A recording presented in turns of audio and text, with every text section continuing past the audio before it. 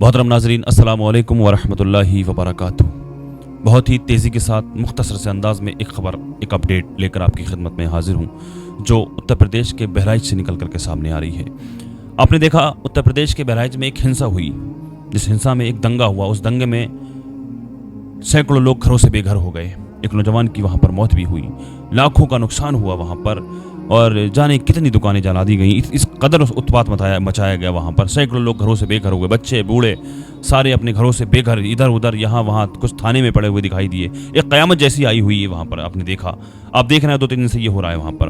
अब जो वहाँ पर जिस लड़की की मौत हुई थी, जो झंडा लगाने के लिए चढ़ा था, तो उसके आरोप में जिन लोगों के नामजद थे, उनको गिरफ्तार करने के लिए पुलिस, उनकी निशानदेही पर जब वहाँ पर पुलिस पहुँची, तो वहाँ पर 2 लोगों का इनकाउंटर हुआ है। पुलिस ने गोली चलाई वहाँ पर। तो अब ये इस पर इनकाउंटर पर जो विपक्ष है ना, वो नाराज़ है किस कदर, और वो लोग किस हालत में हैं। वो लोग, अभी मैं आपको एक वीडियो दिखाने के लिए जा रहा हूँ, जो एसपी साहिबा हैं वहाँ की, बहराइच की, उनकी क्लिप में दिखाऊंगा। बाकी जो विपक्ष नाराज़ है, वो भी आपसे गुजारिश आप देखें और दुआ करें अल्लाह पाक इस हिंदुस्तान के माहौल को अच्छा कर दे, बिलखुसूस बहराइच के माहौल को अच्छा कर दे, वहाँ पर सब कुछ ठीक कर दे, वहाँ सब कुछ ठीक हो जाए। अल्लाह पाक हमारे इस मुल्क में हिंदू मुस्लिम भाईचारा कायम नसीब फरमाए। आप देखिए इस वीडियो को, वहाँ पर से क्या खबर निकल करके आ रही है। सरफराज उर्फ रिंकू और मोहम्मद तालिम उर्फ सबलू, इनकी निशानदेही पे जब पुलिस की टीम नानपारा क्षेत्र में मर्डर वेपन की रिकवरी के लिए गई, तो वहाँ पे इन्होंने मर्डर वेपन को लोडेड हालत में रखा हुआ था, जिसको लेकर पुलिस पर फायर किया गया। पुलिस ने अपनी आत्मरक्षा में जवाबी फायरिंग की, जिसमें इन दोनों को गोली लगी है। ये घायल हुए हैं, इनको उपचार के लिए पहुँचा दिया गया है, और जो अन्य 3 अभियुक्त हैं उनको भी हमने हिरासत में ले लिया गया है। आज 5 को औपचारिक रूप से गिरफ्तार किया गया है। सभी के खिलाफ ठोस कार्रवाई की जाएगी। रासुका की कार्रवाई भी जल्द इनके विरुद्ध अमल में लाई जाएगी, और अन्य जो अभियुक्त हैं उनकी तलाश भी जारी है। हमारी टीम्स ग्राउंड पे लगी हुई हैं। इन लोगों को गोली कहाँ किसी के जी अभी उपचार नहीं, अभी उपचाराधीन है, घायल है, मौत किसी की नहीं हुई है। ये पहले से फर्जी इनकाउंटर करा रही है, चाहे वो मंगेश यादव का हो, अजीत प्रताप सिंह का हो, चाहे ये बहराइच, ये केवल और केवल अपने फेलिवर को, अपनी कमियों को छिपाने के लिए। इसमें जो पीएम रिपोर्ट आई है रामगोपाल की, उसमें जो है उसके साथ में धमकी ऐसी चीजें दिख रही है। देखिए, जो भी मैं कहता हूँ, क्या कैसे उखड़े, पूरी सरकार फेल है। सरकार ने कोई इंतजाम नहीं किया, और सरकार केवल और केवल दंगा कराना और फर्जी इनकाउंटर कराना। क्या उपचुनाव में साथ में चुनाव लड़ेंगे? मिलकर दमदारी के भाजपा को हराएंगे 10 से। जिन्होंने दंगाइयों ने भीड़ ने सारी दुकानें जला करके खाक कर दी। जी, दंगाई तो दंगाई है।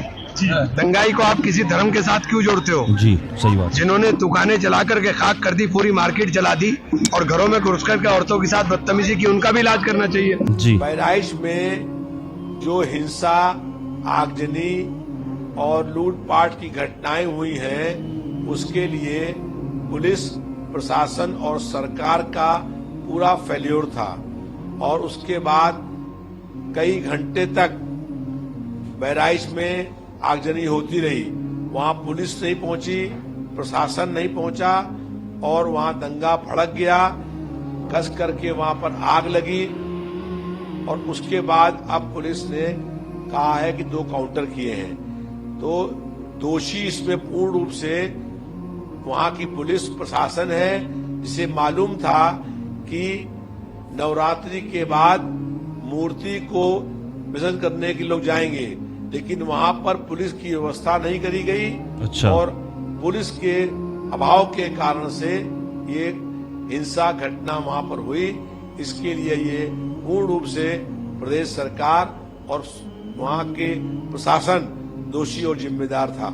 देखिए, पूरे प्रदेश के अंदर में इस प्रकार से रोज एनकाउंटर हो रहे हैं। क्या उस एनकाउंटर के पीछे कोई ठोस ऐसा सबूत है? क्योंकि मुझे उसकी जानकारी नहीं है, तो उस पर कोई भी वक्तव्य करना ठीक नहीं होगा।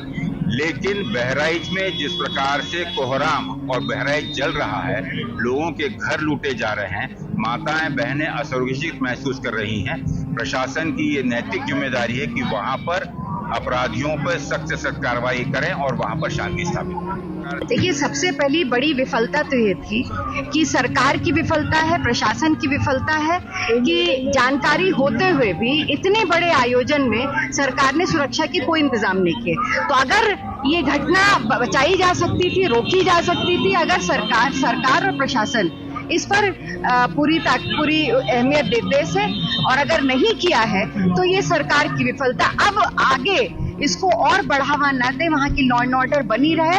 हमारे लिए सबसे बड़ी प्राथमिकता वहाँ पे ये कि शांति बनी रहे। तो देखा आप लोगों ने विपक्ष किस तरह नाराज़ है। उन्होंने कहा कि किस तरह इसको रोका जा सकता है। ये जो विवाद हो रहे हैं, ये जो हिंसा हो रही है, किस वजह से हो रही है, कौन करवा रहा है। आपने ये वीडियो देख ली और वहाँ की एसपी साहिबा ने बताया जिन 2 लोगों की गोली लगी वो ज़ख्मी हैं, उनकी मौत नहीं हुई है। अल्लाह पाक शिफा अता फरमाए, अल्लाह पाक ठीक कर दे उनको। बाकी सज़ा देना कानून का काम है, जो भी जिस तरह से भी सज़ा कानून देगा। और अल्लाह की बारगाह में दुआ है अल्लाह पाक हमारे इस मुल्क में अमन और सुकून अता फरमाए। अल्लाह पाक हिंदू मुस्लिम भाईचारा नसीब फरमाए। अल्लाह तबारक व तआला इनको हिदायत अता फरमाए। अल्लाह पाक दुनिया के तमाम मुसलमानों की इज़्ज़त व आबरू की, जान और माल की हिफाजत फरमाए। अस्सलामु अलैकुम व रहमतुल्लाहि व बरकातहू।